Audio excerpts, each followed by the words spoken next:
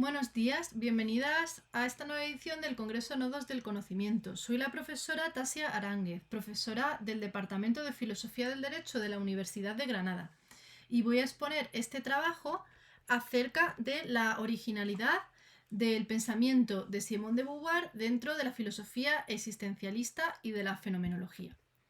En esta ponencia, en primer lugar, voy a analizar el concepto de situación. Lo que voy a hacer es analizar una serie de conceptos del existencialismo y ver cómo Simone de Beauvoir realiza una aportación relevante a ese concepto, introduciendo elementos novedosos. En primer lugar, con respecto al concepto de situación, Sartre aludía con ese concepto a un entorno que condiciona la libertad del individuo. La situación condiciona la libertad, lo que la persona puede hacer. Sin embargo, en el pensamiento de Simone de Beauvoir, la situación también es una construcción social que moldea el carácter de las mujeres desde su nacimiento. Amelia Valcárcel destaca que ese molde de esa situación es como mil lazos tenues que implican una redefinición de la libertad de la mujer como una resistencia contra esos roles impuestos que pretenden moldearla y condicionarla desde que es niña. Según Celia Amorós, otro concepto que es reconceptualizado por Simone de Beauvoir, modificado, es el concepto existencialista de proyecto. El concepto de proyecto consiste en decidir de manera autónoma y libre aquellas cuestiones creativas en las que quieres implicarte en tu vida. Por ejemplo, pues una profesión o una habilidad creativa que tú quieres desarrollar y que se convierte en tu proyecto personal. Un proyecto que invita al desarrollo de tu autonomía y que facilita que tú llegues a tener una vida más auténtica. Pues bien, el proyecto se transforma en el pensamiento de Simone de Beauvoir en los proyectos proyectados. Este es el término que utiliza Celia Amorós para referirse a la forma que adquieren los proyectos en la vida de las mujeres. Beauvoir traza el peso de los roles sociales como ser madre o ser esposa. Esos serían proyectos proyectados que ya la sociedad ha proyectado para nosotras y que nosotras pensamos que de alguna manera los elegimos. Pensamos que somos libres escogiendo desarrollar ese rol, el rol de madre o el rol de esposa. Amorós llama a esto ubis ontológicos, es decir, ubicaciones ontológicas en las que ya te ves situada, que fuerzan a las mujeres a vivir en la alteridad, vivir para otros, como ser madre de o ser amante de o ser la mujer de o la novia de. Esos moldes chocan con la idea sartreana de proyectarme tan libremente porque limitan la posibilidad de vivir con autenticidad. Al analizar las diferentes etapas de la vida femenina, de la niña, la madre, la anciana, Beauvoir hace algo similar a lo que hacen otros existencialistas cuando tratan de identificar cuáles son las estructuras fundamentales de la vida de todo ser humano. Por ejemplo, Heidegger enumera existenciarios y Ortega y Gasset enumera categorías de la vida. Ubis ontológicos como serían el lenguaje, el paso del tiempo o la existencia de la muerte. Son elementos que condicionan la existencia de todo ser humano. Pues bien, los ubis ontológicos que Simone de Beauvoir va elaborando y trazando, esos elementos comunes de la vida de todas las mujeres, facilitan interpretar la existencia singular de cada mujer, entrelazando las vivencias individuales con esas estructuras colectivas que nos condicionan y que forman parte de toda estructura vital de una mujer. Por eso es algo propio del análisis existencialista y de la fenomenología, que busca esas categorías que unen, que vinculan todas las experiencias individuales. Encontramos también aquí un paralelismo entre la fenomenología de Simone de Beauvoir y el método tradicional que utiliza el feminismo de la tercera ola de la concienciación feminista. La concienciación feminista es un método que consiste en que muchas mujeres comparten sus testimonios individuales de sufrimiento y de dolor dentro del patriarcado y de esas experiencias comunes, de esas experiencias personales, extraen un análisis de las estructuras comunes de la dominación patriarcal. Por ejemplo, aquello que te pasó de niña se conceptualiza como abuso sexual infantil cuando ves que a muchas otras niñas les ha ocurrido también lo mismo. Entonces, esa categoría se convierte en una categoría política, de ahí lo personal es político. Pues bien, Simone de Beauvoir, a lo largo de su obra, realiza algo similar.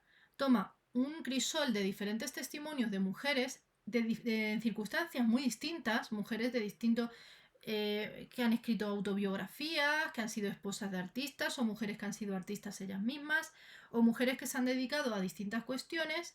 Toma testimonio de mujeres de la literatura, de la historia, incluso el análisis de cómo se ha percibido a la mujer en diferentes productos culturales y cómo se ha visto a la mujer a lo largo de la historia y en la ciencia, y de todos esos relatos que hay sobre las mujeres, extrae unas estructuras comunes de la existencia de las mujeres.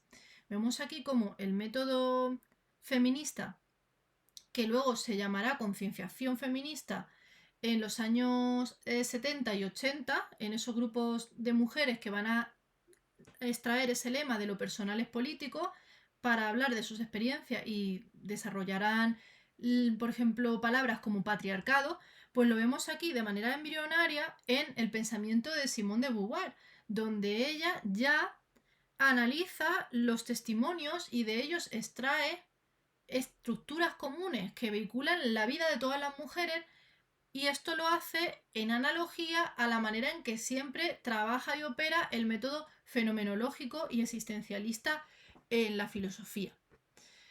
Por otra parte, también realiza aportaciones en relación con el concepto de la muerte. Es otro concepto clásico del existencialismo que han abordado autores como Heidegger. Ella, en la obra Una muerte muy dulce, Simone de Beauvoir realiza estas aportaciones, donde ella reflexiona sobre la pérdida de su madre y afirma que toda muerte se siente como injusta, y cuestiona la frase ya tiene edad de morir, que es común cuando consideramos la muerte de personas ancianas como menos trágica porque la mortalidad de los ancianos está ya comúnmente aceptada.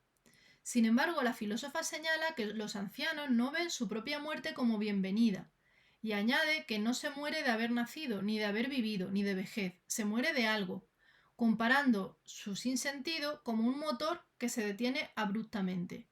Al enfatizar la brutalidad de la muerte incluso en la vejez, Simone de Beauvoir contrasta con otros filósofos como Heidegger, quien ve la muerte como un horizonte de posibilidades y una categoría existencial que forma parte pues, y hace posible la libertad humana. En sus reflexiones sobre el tiempo de Simone de Beauvoir, mientras otros filósofos como Husserl lo estructura como un presente que integra el pasado y el futuro, y Ortega y Gasset lo llamará temporeidad y considera que el tiempo también es una categoría existencial de la vida, Beauvoir también hace algunas aportaciones muy interesantes. Por ejemplo, habla de la idea del eterno presente. La idea del eterno presente se ejemplifica por esa rutina que tiene el ama de casa como un ciclo gris sin proyectos, una especie de castigo de Sísifo en la que cada mañana vuelves a luchar de nuevo contra las mismas motas de polvo, contra las mismas pelusas, contra la misma ropa que está sucia y que ayer estaba limpia, los mismos calcetines que una y otra vez los tienes que volver a lavar. Entonces ahí vemos cómo es una tarea que nunca gana la mujer contra la suciedad y contra el desorden. Y es un ciclo gris sin proyectos porque la mujer no traza un proyecto propio, sino que se limita a reproducir la misma rutina en un tiempo sin tiempo. Esa sería la aportación, ¿no? Este concepto de ese tiempo eternamente repetido. Aquí también percibimos una especie de alienación, de idea de la alienación que nos puede recordar al pensamiento marxista. En relación con los conceptos existencialistas, también Simone de Beauvoir aporta la reflexión sobre la otredad y una aportación original a la dialéctica del amo y el esclavo. En su obra del segundo sexo, ella argumenta, en su más famoso libro, El segundo sexo, argumenta que la ideología de la feminidad convierte a las mujeres en el segundo sexo, es decir, en la absoluta otredad frente al hombre, El hombre se sitúa como protagonista de la historia, como protagonista de la metafísica, y la mujer es lo otro del hombre, la particularidad, mientras que el hombre es la universalidad. Eso sería la perspectiva androcéntrica del mundo. La mujer queda reducida a una otredad absoluta. Esta es una idea que se remonta a su lectura de Hegel y a su diálogo con Sartre. Mientras Sartre ve la otredad, percibe que la otredad como un robo del mundo por la mirada ajena. Por ejemplo, Sartre llega a decir que el infierno son los otros, que una persona es consciente de que es una cosa entre cosas y no solamente un sujeto capaz de todo, cuando ve que los demás lo perciben a él como una cosa. Sin embargo, Beauvoir no percibe al otro como un enemigo metafísico, sino que considera que es posible el reconocimiento mutuo entre conciencias que se ven a la vez como sujeto y como sujeto. Sin embargo, la opresión histórica de las mujeres impediría a las mujeres devolver la mirada al hombre en términos de igualdad, y la mujer acabaría viéndose a sí misma como la otra, cosificada y alienada por una sociedad que la cosifica a ella sexualmente.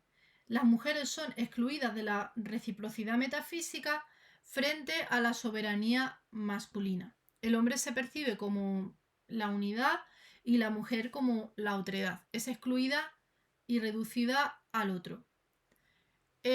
Por tanto, a diferencia de la posibilidad que incluso las relaciones entre el amo y el esclavo tienen, de que el esclavo aspira a la libertad y puede pactar o planear con el grupo de esclavos la emancipación y la liberación frente al amo, y el amo a su vez se percibe amo cuando contempla al esclavo y toma conciencia de sí y de su posición que quiere mantener, eso no ocurre entre los hombres y las mujeres, en los que la mujer se percibe a sí misma ya como la hija la hija de su padre, la mujer de su esposo, y su autoconciencia está tan trabada con la masculinidad, con los hombres que hay en su entorno, que es muy difícil para ella devolver la mirada. Y esa es la condición de otredad a la que la reduce el patriarcado.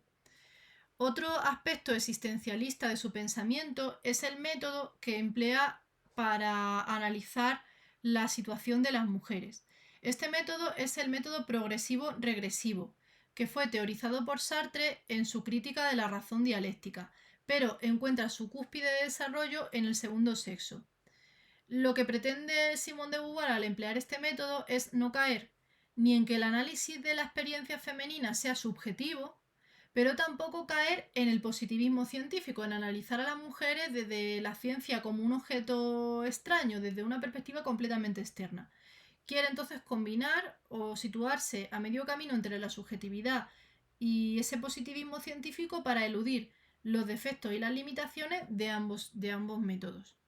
El método progresivo-regresivo tiene una fase regresiva, que la podemos encontrar en el primer tomo del segundo sexo, donde ella rastrea los orígenes antropológicos de la opresión femenina. Analiza la situación de las mujeres desde la antropología, la biología, las ciencias y también cómo la cultura y los mitos sobre la mujer en la literatura han construido, y en la religión, la imagen de la mujer. Aquí lo que vemos es un análisis de tipo más científico, más positivista, si lo queremos llamar así, de la mujer, de cómo se forja ese mito y esa lectura de la mujer. Luego hay una fase progresiva donde analiza cómo cada mujer concreta desde su vida experimenta la situación de las mujeres descrita anteriormente. Sería una fase más subjetiva, más experiencial del contexto descrito en la primera fase. Así combinamos esa mirada más científica con esa mirada más desde la experiencia, más vivencial. Y creamos este método que plantea Simone de Beauvoir, el método progresivo-regresivo. Otras aportaciones que podríamos destacar de la mirada original que da Simone de Beauvoir al existencialismo sería su reflexión sobre la corporalidad femenina. Ya otros autores, como por ejemplo Husserl, hablaron o analizaron con mucho interés cómo se viven las experiencias del cuerpo. Por ejemplo, cómo es la sensación cuando una mano nuestra toca nuestra otra mano, porque la mano nuestra funciona a la vez como sujeto y objeto, sujeto que toca y sujeto que es tocado. Cuando nosotras nos tocamos a nosotras mismas, no en nuestro cuerpo, podemos notar a la vez como la piel toca y la piel es tocada. Es una sensación de dualidad de sujeto y objeto, porque de alguna forma el cuerpo humano tiene una doble naturaleza, por una parte de ser un objeto entre objetos y por otra parte un sujeto de la experiencia del mundo. Esa experiencia compleja del cuerpo, ella la va a traducir al análisis de la experiencia corporal de la mujer, ¿no? Por ejemplo, analizará cuestiones como la menstruación o el hecho de orinar sentada o la vivencia del parto o la vivencia del embarazo. Va a analizar esas experiencias propias de la existencia femenina de una manera muy atenta, ¿no?, a la vivencia del cuerpo, porque considera que el cuerpo es a la vez el sujeto desde el que vivimos. Entonces es el marco de todas las posibilidades emancipatorias y de proyectos que se nos presentan en tanto que mujeres. No es posible vivir sin ser un cuerpo, no es posible vivir desde fuera de la corporalidad.